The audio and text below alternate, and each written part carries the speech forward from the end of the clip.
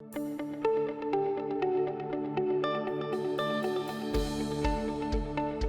day, brothers and sisters. It is Sunday once again.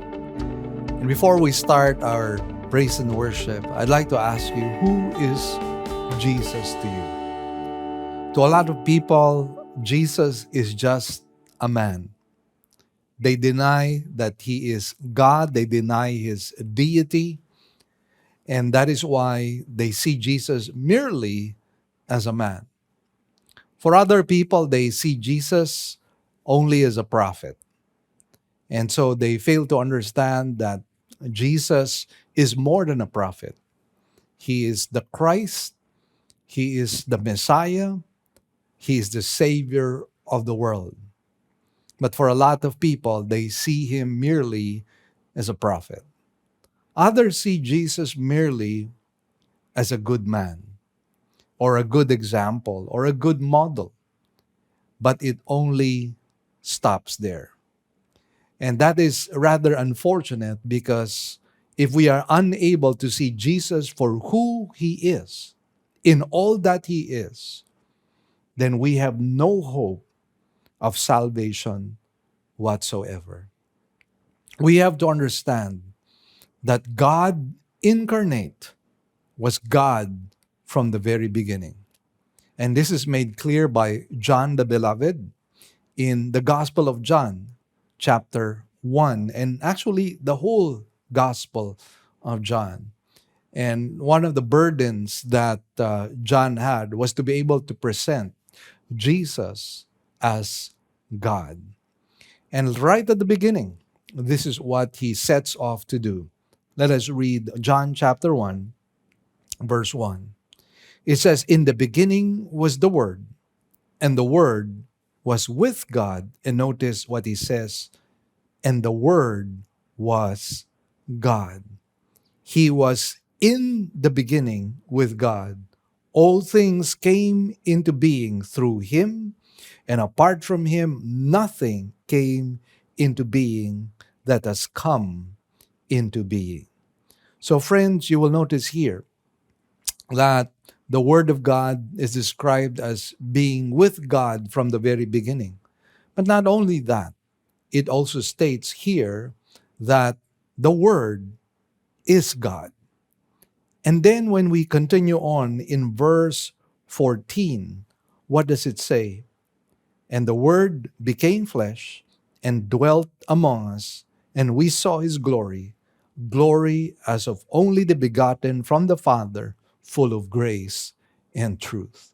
And that completes full circle who Jesus is. He was right there from the very beginning. In fact, he is creator, as John the Beloved states. And not only is he the eternal truth, or the embodiment of eternal truth, he is God, as John clearly states. And then he is God who came in the flesh. So yes, Jesus is fully man and truly man. But not only is he fully man and truly man, he is fully God and truly God as well. And that is why he deserves worship. Shall we rise from our seats and let's worship the Lord?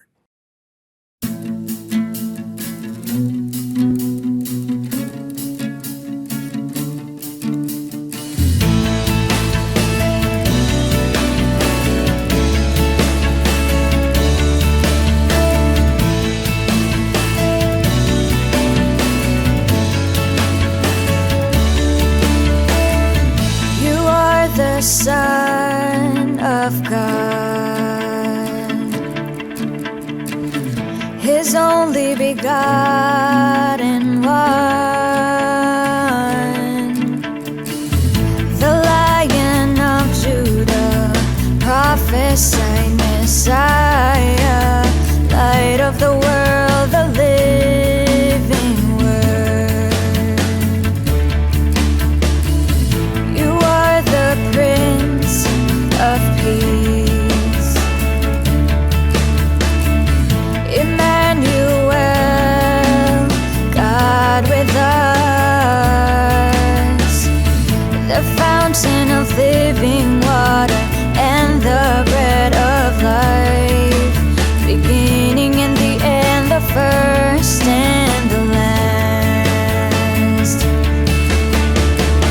Your name is Jesus, you reign forever, and we worship you for who you are. We crown you King of Kings and crown you Lord of Lords, and we worship you for who you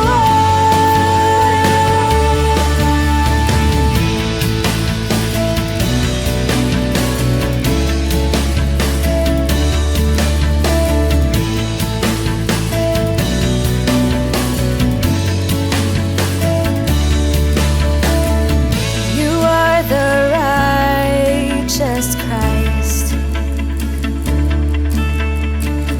the perfect sacrifice,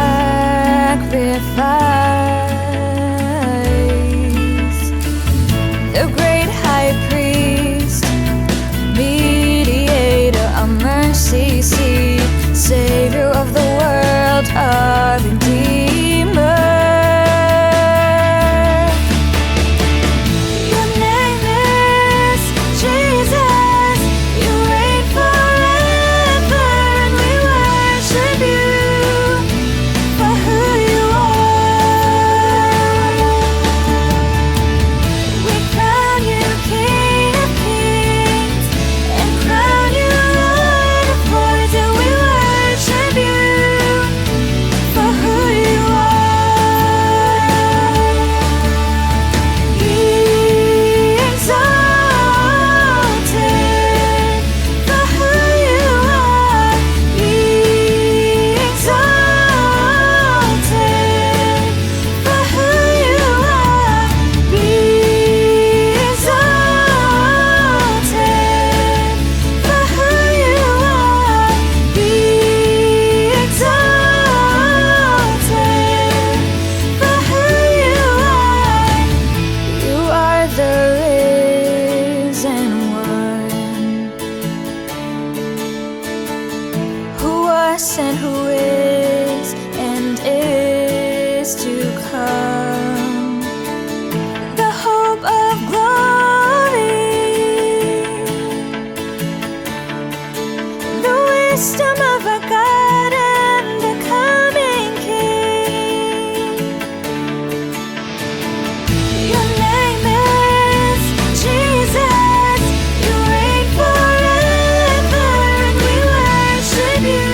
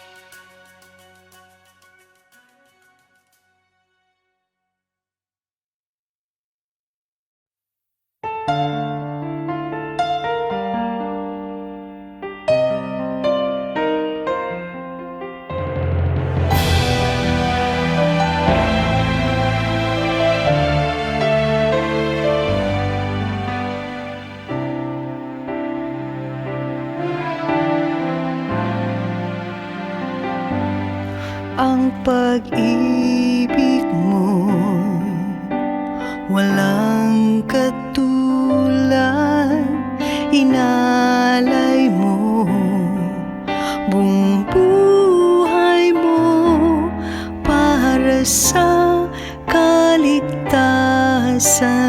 ko.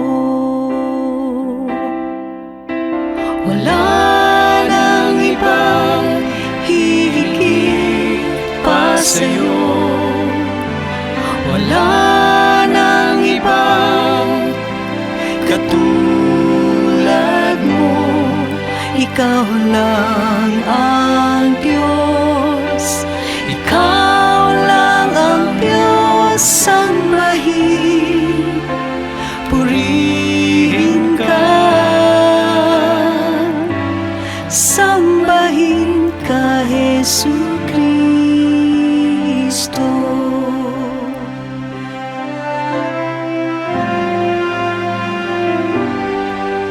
Aking Ama, puno ng awa, dakila ka, tapat kang tunay, tanggapin ang awit ko. Wala nang ibang hihigit pa sa'yo, wala nang ibang katulad mo.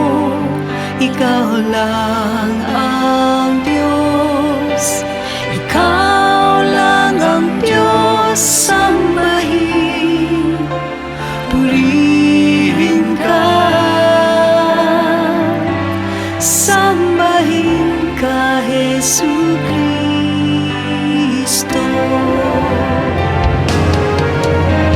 Wala nang ibang hihigit pa sa'yo, wala nang ibang katulad mo.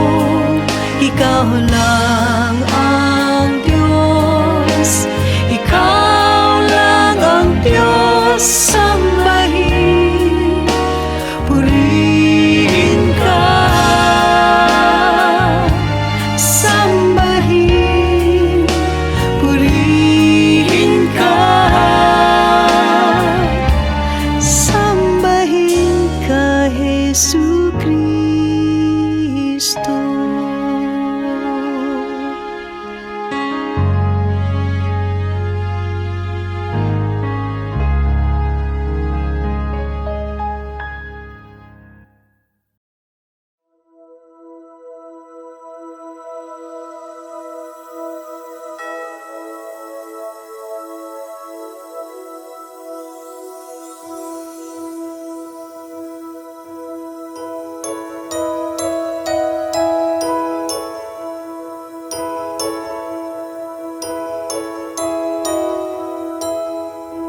In the beginning was the Word was with the Father.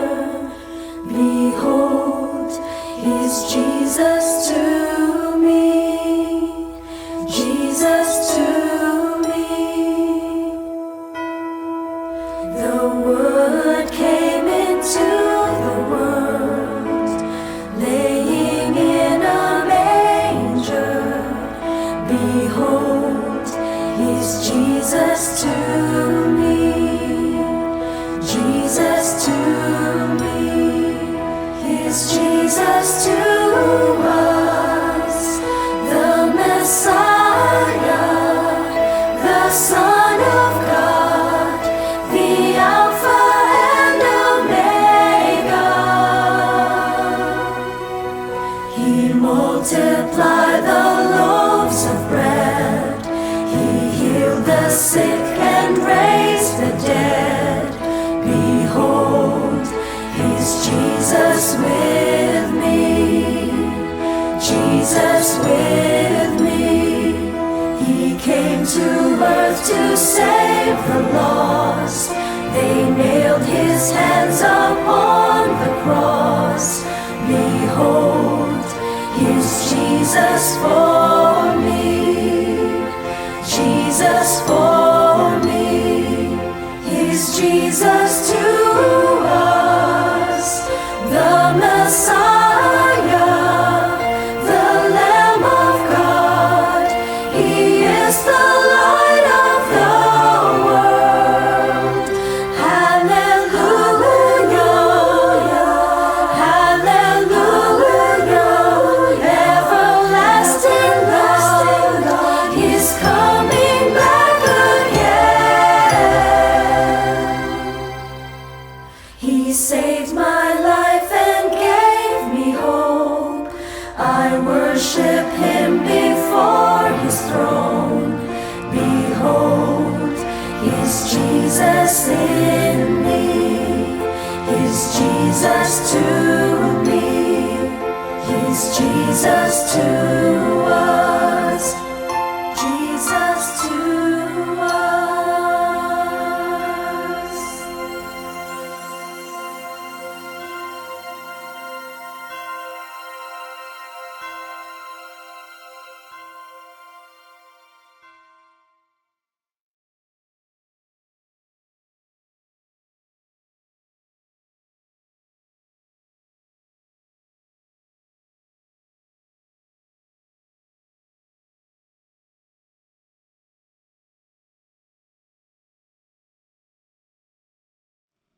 Here are our announcements. We now have two kinds of services. We will still have our virtual services for majority of our members through our Facebook page, Living Word Christian Churches of Cebu International Incorporated, and our website, www.livingword.ph, and our YouTube channel to view our services. We enjoin you to watch the coverage of our service every Sunday at 9 o'clock in the morning. Great news, everyone. We already have 3 weekend services. Every Saturday at 9 a.m. for the Cebuano service, and 2 services on Sundays at 9 a.m. and 4 p.m. for the English services.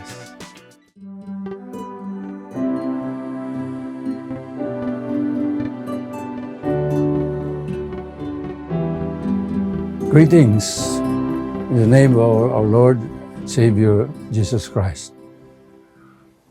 Today is another Sunday to be hearing and listening to the Word of God.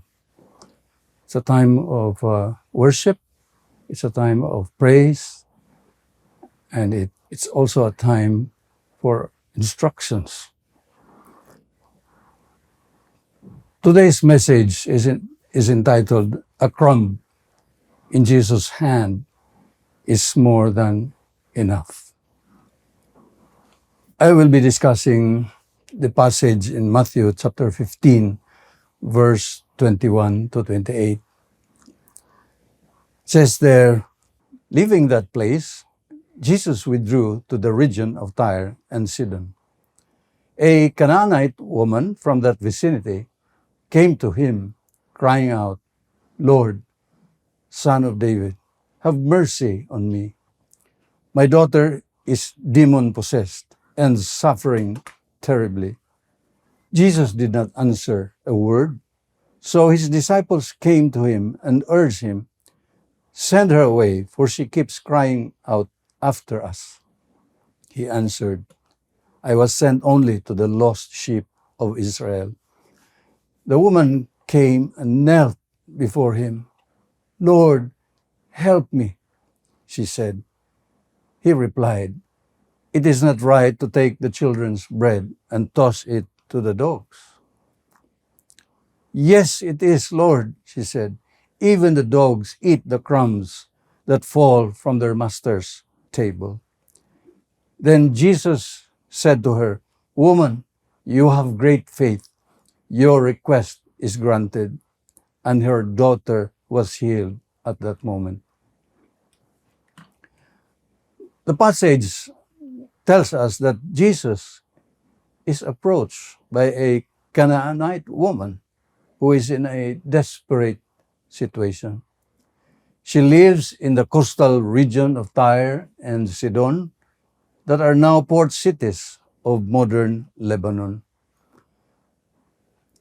Her daughter is in need of deliverance. She comes to the Lord believing that Jesus has more than enough ability to solve her problem and provide the answer to her great need. The actual story between this mother and the Lord Jesus is very touching and encouraging because it gives hope to those of us who are in what seems to be a terribly hopeless situation. So let us study today this passage together, and let us allow God's word to give us wisdom and guidance.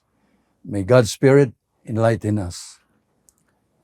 There are 3 points that I'm going to talk about today. The mother's appeal is the first. The second is the mother's determination. And the third is the mother's reward for her great faith. Let's go to the first. In verse 22, it says, leaving that place, Jesus withdrew to the region of Tyre and Sidon. A Canaanite woman from that vicinity came to him, crying out, Lord, Son of David, have mercy on me. My daughter is demon-possessed and suffering terribly. Now, she comes to Jesus because her daughter is demon-possessed and in great misery. This is the reason for her appeal to the Lord.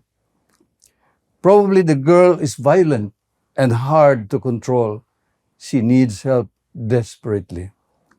She is following after Jesus, crying out to him for the specific help she needs. And she is in grave distress, and her heart is broken because of her daughter's condition.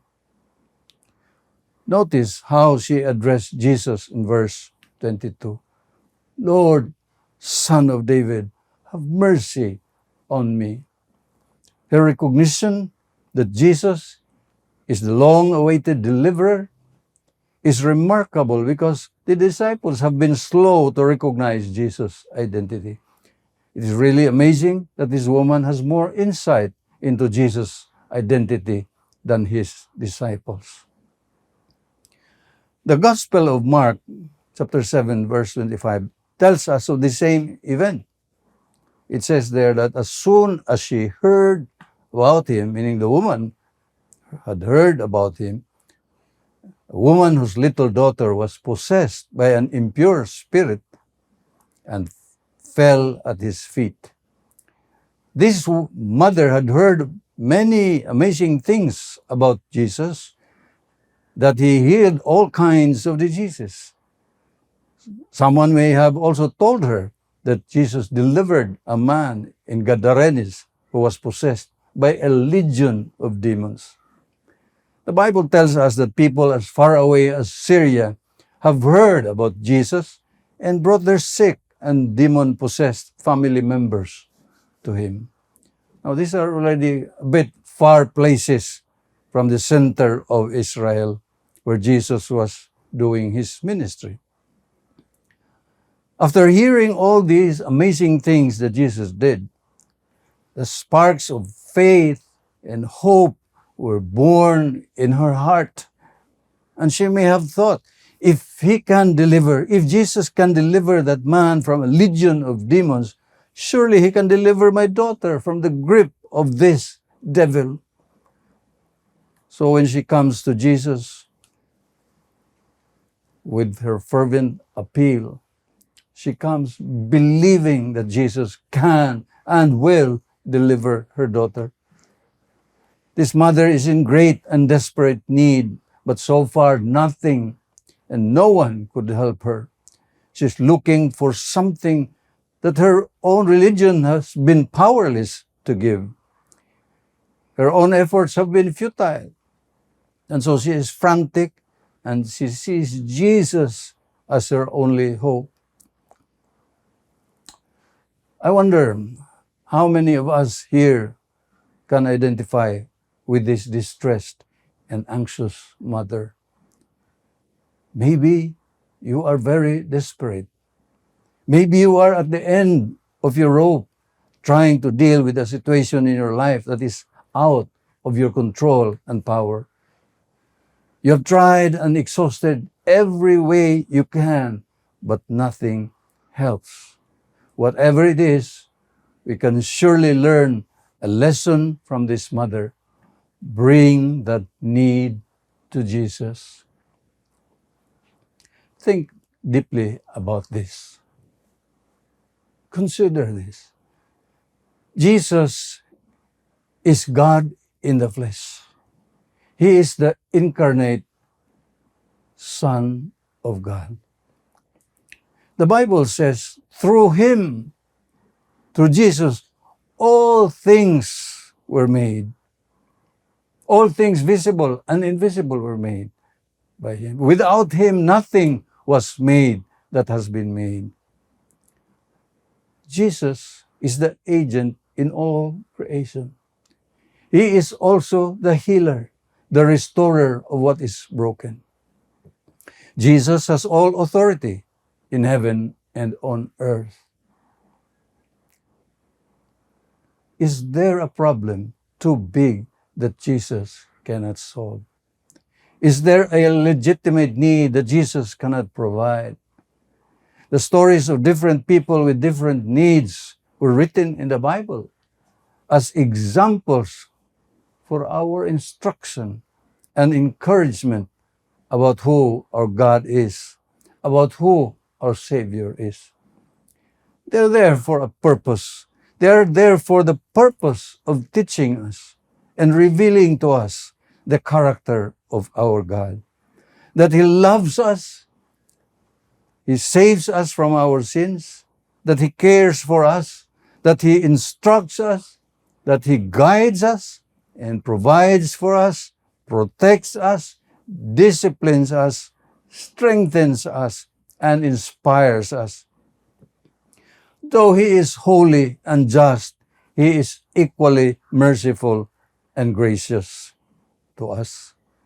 We have an awesome God and Savior. The stories are also there so that faith in Him might be born in our hearts if we have none, or sustained if we already have it. Brothers and sisters, don't carry that heavy burden alone. Cry out to Him with a sincere heart. Jesus is in fact inviting all of us to come to Him. He says, "Come to me, all you who are weary and burdened, and I will give you rest." God's Word commands us to approach God's throne of grace with confidence so that we may receive mercy and find grace to help us in our time of need. Let's go to the second point, the mother's determination. Verse 23 to 27 says, Jesus did not answer a word to the appeal of the woman. So His disciples came to Him and urged Him, "Send her away, for she keeps crying out to us." He answered, "I was sent only to the lost sheep of Israel." The woman came and knelt before Him. "Lord, help me," she said. He replied, "It is not right to take the children's bread and toss it to the dogs." "Yes, it is, Lord," she said. "Even the dogs eat the crumbs that fall from their master's table." Here you can see the woman's determination to get the help she needs, as a mother often try their best to do. She believes she has found the help her daughter needs in Jesus. That's why she comes to him for help. And when she doesn't get the response she expected, she does not back off. She stays and comes even nearer to Jesus, closer to Jesus. She stays and continues her appeal, her fervent appeal to Jesus until she gets his response. Now, there are several hindrances that this mother's faith has to overcome. With each obstacle, she perseveres. She doesn't stop. She continues, and her faith grows stronger until she reaches her goal. Now, let's look at these hindrances. First, she is a Canaanite. Verse 21 to 22 tells us that this woman is from the region of Tyre and Sidon. She is a descendant from a cursed race. In fact, when Joshua led the people of Israel into Canaan on their way to the land of promise, God commanded them to totally destroy the Canaanites. The Canaanites were a morally bankrupt people who practiced polytheism and despicable human sacrifice. Naturally, the Jews rejected them. The second hindrance to the faith of this woman is that she's a Gentile. First, she's a Canaanite, a cursed race. Second, she's a Gentile. Here she is, a Gentile woman, crying out to the Jewish Messiah, Lord, Son of David, have mercy on me. My daughter is demon-possessed and suffering terribly. She has no right to come to Jesus through the Jewish door. She does not belong to the Jewish race. She's a Gentile. So look what verse 23 says. Jesus did not answer a word. But notice, Jesus did not send her away as his disciples suggested to him. After hearing the woman's cries and noticing Jesus giving no reply, the disciples intervene and tells Jesus to send her away, for she keeps crying out after us. After all, she is not one of them, one of their people, and the disciples are annoyed at her persistence. To them, her constant pleadings were enough reason for sending her away. And the third hindrance to her faith is that she's rejected. When Jesus speaks to this woman, his words appear unkind. It is not right to take the children's bread and toss it to the dogs, Jesus replied. His words must have shaken this woman. His words probably pierced her heart. It is not right to take the children's bread and toss it to the dogs. First, Jesus ignores her. It appears as if he's indifferent to her cries for help. Second, he tells her that his coming to this world was to reach to the lost sheep of Israel. Still, this did not discourage her. Then, what did the woman do? The woman came and knelt before him and said, Lord, help me. She's now owning her daughter's burden. Then, when she perseveres with her petitions, Jesus compares her to a dog, underserving the children's bread. She has probably tried all other things to help her daughter, but to no avail. Now only the Son of David is her hope, but he is rejected. What a harsh and hopeless realization.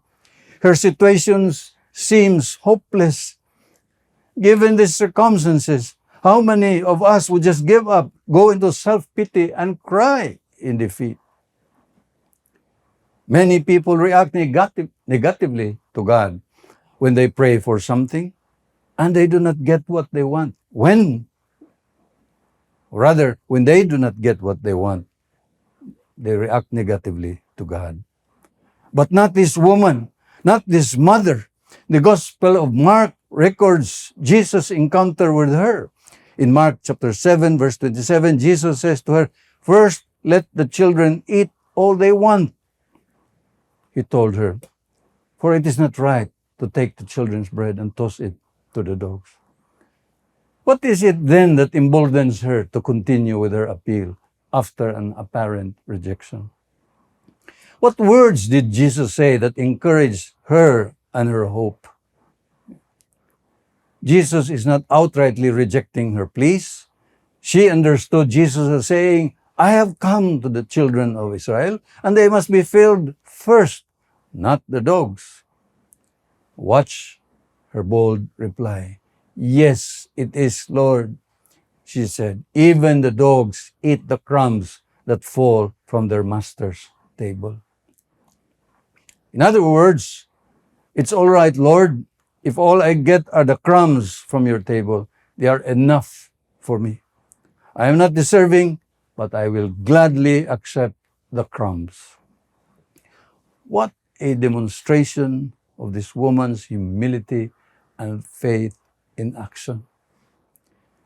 The Lord Jesus did not put up these hindrances for the woman to dampen her faith and take away her courage. Jesus did not do this to end her in defeat. Jesus is actually making her faith grow more. Now watch the progression of her faith. In verse 22, she calls on Jesus based on his role as the Jewish Messiah. She receives no help. She has no right to approach him on that basis. In verse 24 to 25, she then moves. She humbles herself by bowing down and kneeling at the feet of Jesus, befitting a king. She gives him the worship he deserves, a recognition of Jesus' divine power. Then she appeals to him again for help. In verse 26 to 27, Jesus compares her to a dog. Now, the Jews considered all non-Jewish people as mangy dogs. It is a metaphorical description of people who are unclean and filthy. But the word used in Mark chapter 7, verse 27 is different. The Greek word kinarion means little dog. It refers to a pet dog in a house. She quickly and boldly replies, "Yes, it is, Lord," she said. "Even the dogs eat the crumbs that fall from their master's table."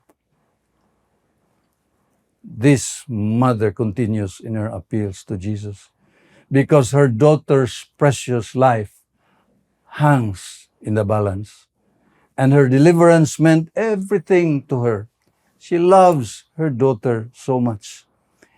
In her heart, she believes only Jesus can save her.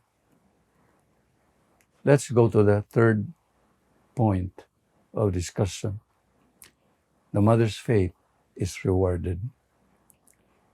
Matthew chapter 15, verse 28 says, "Then Jesus said to her, 'Woman, you have great faith. Your request is granted.' And her daughter was healed at that moment." Jesus finally responds to the mother's appeal. He commends her strong faith, and she is rewarded for it. Her daughter is healed, delivered from the stranglehold of demonic power. Jesus said so, and it was done. Her faith was tested, but it had risen to the challenge. She has shown greater faith than the people Jesus came for. She is a Canaanite, a Gentile, but she has more faith in him than even the Jewish religious leaders. She took Jesus at his word and went home to her family, a very happy and grateful mother. Oh, the hindrances this woman faced became the bridge to greater heights of her faith. A crumb from the hand of Jesus is more than enough for her. After all, Jesus is not just the hope for Israel, but the hope for the entire world. So let us humble ourselves, therefore, under God's mighty hand, that He may lift us up in due time. Let us cast all our worries and anxiety on Him because He cares for us. It is amazing to realize that Jesus went to a far Canaanite region to meet this one Gentile woman's need. There might be some of us today who are in the midst of a serious problem that are as difficult and as distressing this woman faced. You have prayed about it, you have sought God about your situation, but things have remained unchanged. Demons may be whispering in your ears, even today, that it is useless to pray. God doesn't hear you, or He does not care, and things will never change. Brothers and sisters, no matter what situation you are in today, God holds the key to its resolution. It may not happen today, it may not happen tomorrow. It will surely happen in God's time. Even if you have asked Him in the past and received no answer, take heart. Today might be the day when Jesus answers your cries and speaks in your spirit. You have great faith. Your prayers are answered. Like this determined mother, let us keep bringing that critical need to our God in the authority of Jesus until He answers. Keep seeking His face until He responds. Jesus says in Matthew chapter 7, verse 7 to 8, ask and it will be given to you. Seek and you will find. Knock and the door will be opened to you. For everyone who asks, the one who seeks finds, and to the one who knocks, the door will be opened. So keep asking, keep seeking, keep knocking, and in His time, you'll get the answer you need from Him. Truly, brethren, the crumb from Jesus' hand is more than enough for you and for me. Great and merciful indeed is our God. Praise be to Him. Father, we thank You for Your message to us today. Very encouraging, very inspiring. It continues to lift our faith in You, O Lord, and to see You for who You are, a gracious and merciful God, a loving Heavenly Father who cares for His children. And that's why we'll continue to trust in You. We'll continue to believe in You. You have more than enough to answer our needs, to answer our cares, to solve our troubles. The greatest trouble we have, Lord, is the problem of sin. And through your Son, Jesus Christ, you have offered us a way to salvation. Jesus died on the cross to pay for our sins, and he rose from the dead to accomplish what you have planned for the salvation of men. Thank you that we have come to faith, to the drawing of the Holy Spirit in our lives. You've drawn us to Jesus. May those who have no relationship, personal relationship with you through faith in Jesus Christ, find their way to the feet of Jesus and make him their Savior and Lord of their lives. In his name we pray. I pray. Amen and amen. Today is Communion Sunday. We will be having our communion.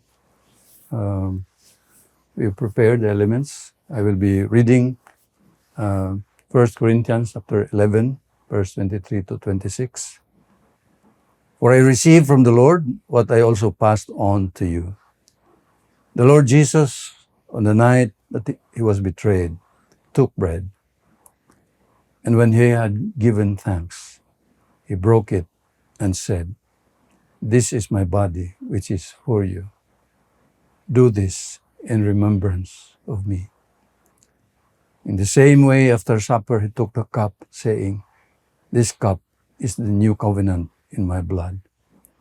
Do this whenever you drink it in remembrance of me. For whenever you eat this bread and drink this cup, you proclaim the Lord's death until he comes." Let's all partake the elements of the bread and the wine.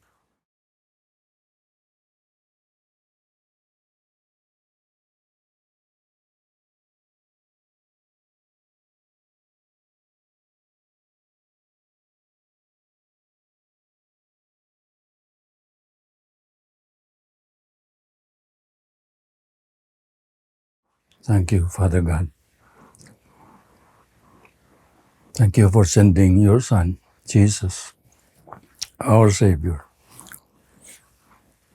to save us from our sins.